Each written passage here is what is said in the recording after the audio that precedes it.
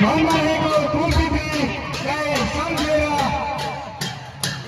आफ्नो भाइ हतियार धनु बाण तीर बन्दुक जस्ता लगायत हाम्रो पुर्खाले चलाउनु भएका सम्पूर्ण कुराहरू प्रस्तुत गर्दै हुनुहुन्छ, पुज्दै हुनुहुन्छ। कुनै पनि शिकार खेल्न जानुभन्दा पहिले हामी आफ्नो धनुबाणहरू पुज्ने गरेका छौँ।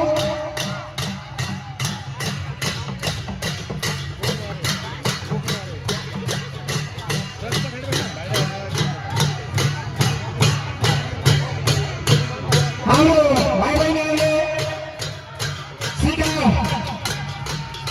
देखेर पनि शिकारलाई बाण लगाउँदै हुनुहुन्छ। शिकारलाई निशाना लगाएर भाइ बहिनीहरूले शिकार मानिसक्नु भएको छ। अलिकति समयको अभाव भएको हुनाले गर्दा हामीले राम्रो आगामी छवि देखाउन सकिरहेका छैनौँ।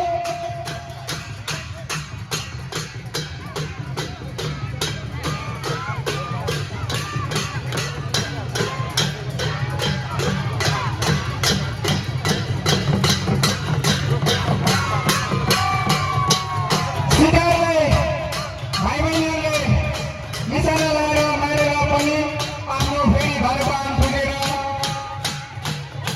आफ्नो कुलवृत्तिमा राख्न लाग्नुभयो।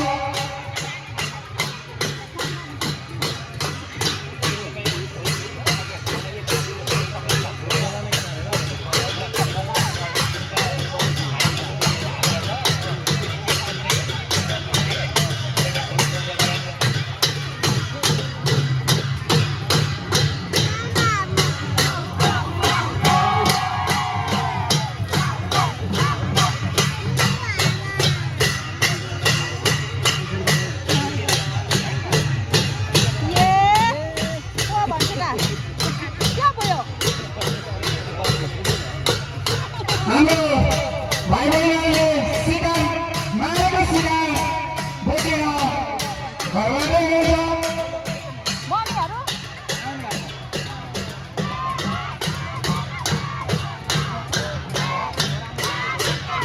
घर ल्याएको शिकारलाई भाइ बहिनीहरूले काट्दै हुनुहुन्छ।